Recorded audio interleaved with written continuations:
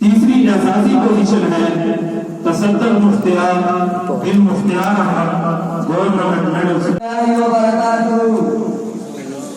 نحمده ونصلي على رسوله الكريم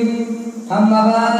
فأعوذ بالله من الشيطان الرجيم بسم الله الرحمن الرحيم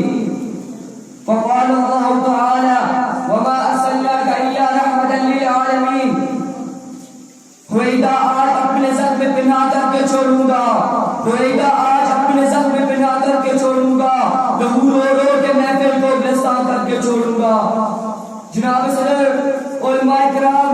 حاضرین مجلس آج اس پروگرام تقریب میں مجھے جس موضوع سبن پر لب مشاہد کرنے کا موقع ملا ہے وہ ہے وہ نبیوں میں رحمت العالمین تلک پانے والے جناب صدر نبی کریم صلی اللہ علیہ وسلم کی زندگی کے بہت سے پہلو ہیں وہ سب کے سب بھی ڈرانے ہیں مگر آج میں آپ کے سامنے نبی کریم صلی اللہ علیہ وسلم کی زندگی کے ایک دوشی کی طرف بچہ مرکوز کرنا چاہتا ہوں وہ ہے رحمت العالمین ارشاد باری تعالی ہے وما ارسلناک الا رحمت للعالمین اور ہم نے آپ صلی اللہ علیہ وسلم کو نہیں بھیجا مگر تمام جہانوں کے لیے رحمت بنا کر جناب صدر یوں تو ہر نبی اللہ تعالیٰ کا رحمت تھا لیکن وہ اپنے اپنے خاص وقت اور اپنے خاص لوگوں کے لیے تھا مگر جب باری میں آقا علیہ السلام کی آئی تو اللہ تعالیٰ رحمت العالمین کیا کر فرمائے کہ آپ صلی اللہ علیہ وسلم کو تمام جہانوں کے لیے رحمت بنا کر بھیجا گیا ہے آج تقریبا پر غور کرنے سے یہ واضح ہوتا ہے کہ نبی کریم صلی اللہ علیہ وسلم کو صرف امت مسلمین کے لیے نہیں عرب کے لیے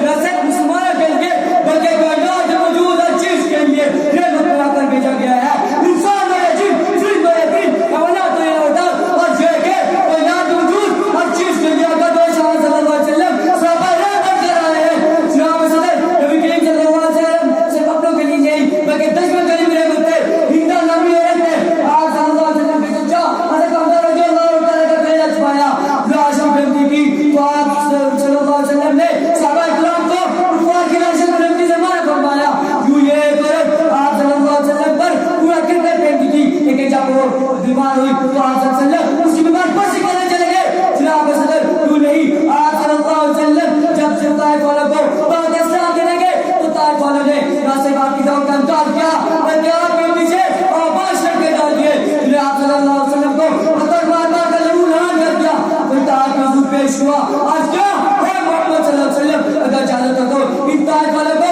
ان دو پہاڑوں کے درمیان گزر دیا جائے لیکن آپ صلی اللہ علیہ وسلم نے کہا میں حساب نہیں رحمت بنا کر بھیجا گیا ہوں ہو سکتا ہے عظیم سے کوئی اسلام قبول کر لے جناب صدر آقا دو جہاں صلی اللہ علیہ وسلم جنوب کے لیے بھی رحمت ہے آپ صلی اللہ علیہ وسلم نے جنوب سبق کرنے کے لیے بھی یہی طریق کی ہے جنوب کو سبق کرتے وقت جن کو خوب تیز کرو تاکہ جنوب کو تکلیف نہ پہنچے اور یوں ہی آپ صلی اللہ علیہ وسلم نے جنوب پر رحم کرنے کا بھی حکم دیا اور کہا کہ حد سے زیادہ جنوب کو وزن نہ لاتا جائے اور ان کو قید پر سے بھی منع فرمایا